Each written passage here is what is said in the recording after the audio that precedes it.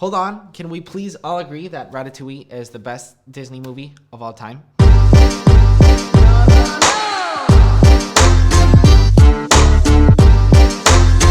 What is going on, guys? My name is Nikias and welcome back to the How to Make Really Useful, the series where we go over the most useful services and products from Apple for me to teach you how to make them useful. So in this video, I'm going to be teaching you how to make the Apple TV really useful. We're going to go over the most useful tips and tricks for you to take the full potential of your Apple TV.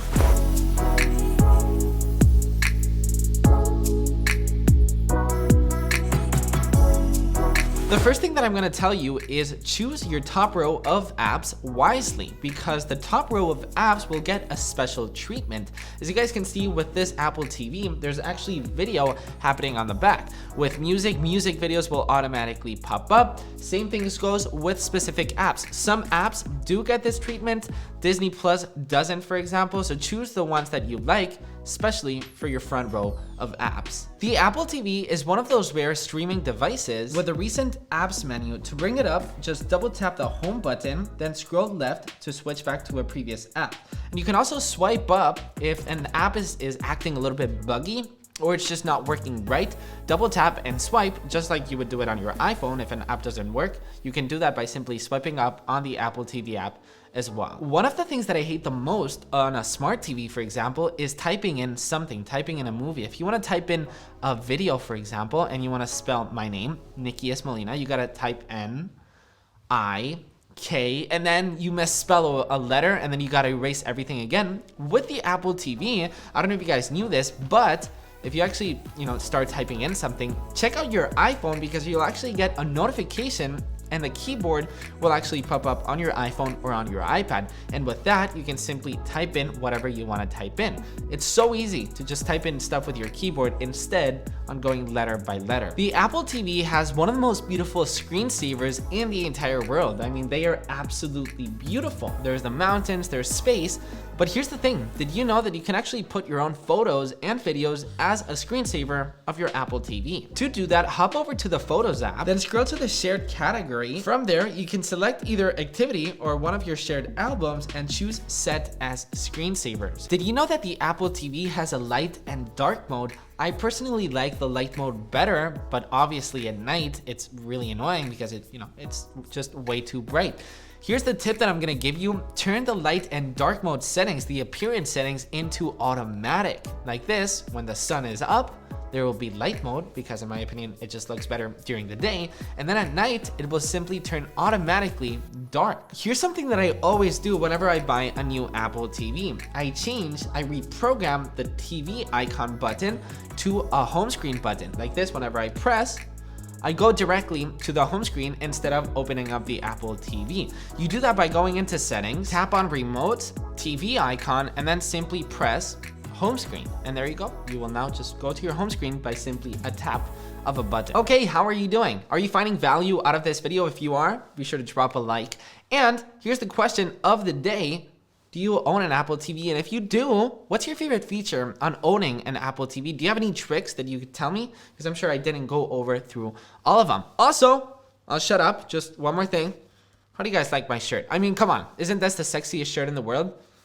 I'm in love with this shirt. Drop with this video. Thumbs up just for this shirt. I'll wait. You did it? Okay, let's continue then.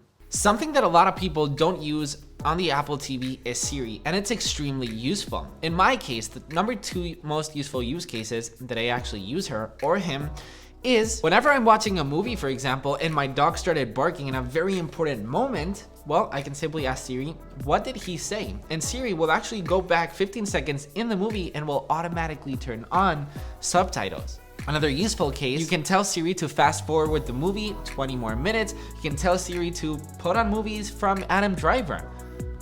That sorts of stuff. It's great. There's a lot of people that don't like the cursor speed on the Apple TV remote. My girlfriend, for example, she's always complaining that it's extremely fast. But did you know that you can actually change that in settings? To do that, go to settings, remote and devices, touch surface tracking, and then choose your cursor speed of choice. Hold on, can we please all agree that Ratatouille is the best Disney movie of all time? Okay, maybe not the best Disney movie, but it definitely is my favorite Let me know in the comments down below, what is your favorite Disney movie? All right, how do you create folders on your Apple TV's home screen? Let me show you. You simply hold on an app with the circle button and then tap the play icon and then tap on new folder and then simply put on the apps that you want inside of that folder. One of my favorite ways to listen on my Apple TV is through my HomePod. I've actually got a stereo pair of HomePods. I've got one on the left, I've got one on the right, and it sounds amazing. You can simply do that by holding on the TV icon and then tapping on the AirPlay icon, and then there you can select the source of speakers or headphones that you can actually choose from. And now here's a word from our sponsor. This is the Nan Robot L7 Plus, an electric scooter that offers long mileage and a lot of exciting features that make it truly stand out. This scooter has 4,800 watts, dual drive motors with 3-speed gears for which you can reach a top speed of 58 miles per hour. The 60 volts 40 amp hour battery will let you cover a range of 45 miles on a single charge, ensuring that you don't run out of power even on long distance journeys. Featuring a super responsive throttle, front and rear suspension, and a safe braking system with front and rear hydraulic brakes. It's also got an 11-inch off-road tire to ride on bumpy and uneven terrain. With a max payload capacity of 330 pounds, this scooter weighs only 110 pounds. So if you guys want to travel away and you're interested, hit the link down in the description to learn more. One of my favorite ways to use the Apple TV is grabbing my iPhone after vacation and mirroring the screen of my iPhone to the Apple TV. You simply do that by going on Control Center and tapping on the 2 squares and then selecting your Apple TV of choice, and there you go.